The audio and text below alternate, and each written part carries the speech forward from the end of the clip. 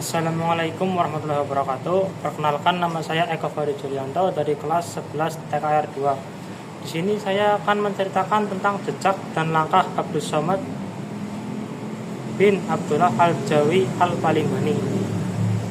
Syekh Abdus Somad dilahirkan di Palembang, kini masuk wilayah Sumatera Selatan pada tahun 1116 Hijriah atau 1704 Masehi, dan wafat pada tahun 1203 Hijriah atau 1789 Masehi dalam usia 85 tahun.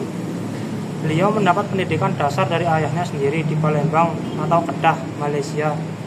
Jika ditelaah dari silsilah nasab, Syekh Abdus Somad berketurunan Arab dari jalur ayah. Nama ayahnya adalah Syekh Abdul Jalil yang merupakan ulama yang berasal dari Yaman, yang dilantik menjadi mufti negeri Kedah, kini Malaysia, pada awal abad ke-18. Sementara ibunya bernama Raden Ranti, adalah wanita asli Palembang. Sementara nama panjangnya terdapat 3 versi, yakni Abdus Somad Al-Jawi Al-Palembani, Abdus Somad bin Abdullah Al-Jawi Al-Palembani, dan Sayyid Abdus Somad bin Abdurrahman Al-Jawi.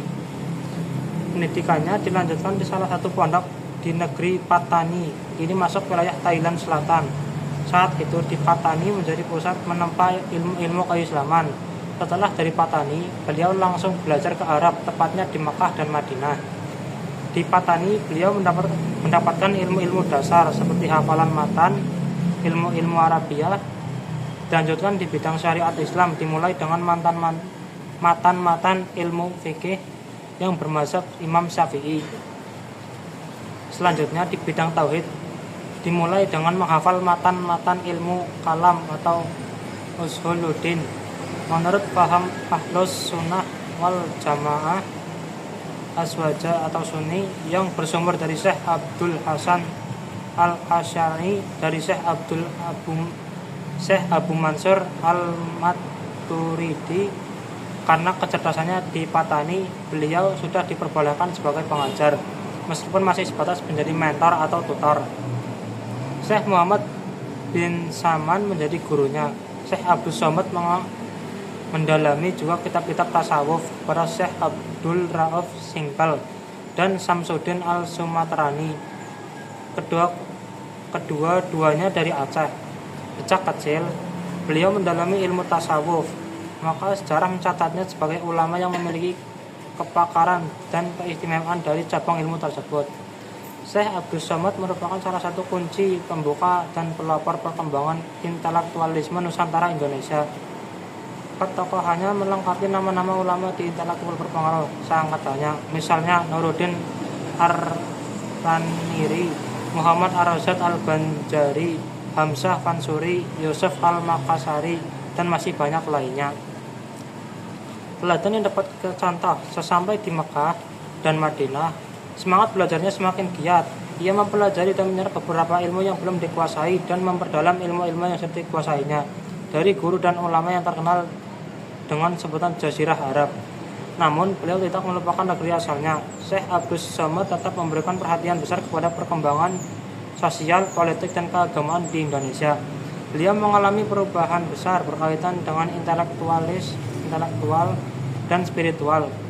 Capaian itu tidak terlepas dari semangat dan proses pencerahan yang diberikan pada gurunya. Beberapa gurunya yang masyhur dan berwibawa dalam proses tersebut antara lain Muhammad bin Abdul Karim Al-Samani, Muhammad bin Sulaiman Al-Kurdi dari Irak, dan Abdul Al-Mun'im Damanhuri. Setelah itu, tercatat juga dalam sejarah bahwa beliau berguru kepada ulama besar yang lain, diantaranya Ibrahim Al-Rais, Muhammad Murad, Muhammad Al-Jauhari, dan Athaullah Al-Masri dari Mesir.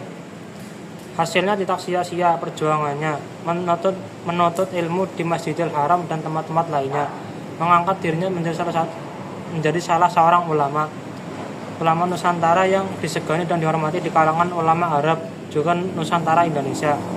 Berdasarkan jejak langkahnya, kita menjadi sadar bahwa capaian besar diperoleh dari ikhtiar dan usaha yang penuh kesungguhan, bertanggung jawab, serta selektif dalam memilih guru. Itu baru usaha lahir, sedangkan usaha dan oleh dan olah batin tentu tidak dilupakan, baik dari pribadi maupun mohon doa dari para guru-gurunya. Berkat capaian Syekh Abdus Somad sekali membuktikan bahwa bangsa Indonesia tidak kalah prestasinya dengan bangsa lain di dunia. Karya tulisnya, Syekh Abdus Somad termasuk pengarang yang produktif. Karyanya yang terkenal dan sampai saat ini masih digunakan adalah Hidayatus Salikin dan Syarus Salikin. Kedua kitab tersebut merupakan penjelasan dari dua kitab karya Hujjatul Islam Imam Al-Ghazali dan Bidayat Al-Hidayah dari Lubab Ihya Ulum Al-Din. Adapun kitab dan karyanya yang lain sebagai berikut: Syaratul Murid fi Bayani Kalimah Al-Tauhid 1178 Hijriah atau 1764 Masehi.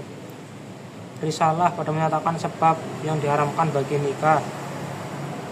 Hidayatus Salikin fi Suluki Maslakil Muttaqin. Syarus Salikin ila ibadati Rabbil Alamin. Al-Urwatul Wusqa wa Silsilatu Waliyil Atqa. Ratib Syekh Abdus Samad Al-Falimbani. Nasihatul Muslimina wal Tazkiratul Mu'mina fi Fathalil Jihadi wa Karomatil Mujtahidina fi Sabilillah. Ar-Risalatu fi Kaifiyatir Ratib Lail Jum'ah. Mulfahum bi bayani fawadin nafiyah jihadi fi sabilillah. Mungkin itu saja dari saya.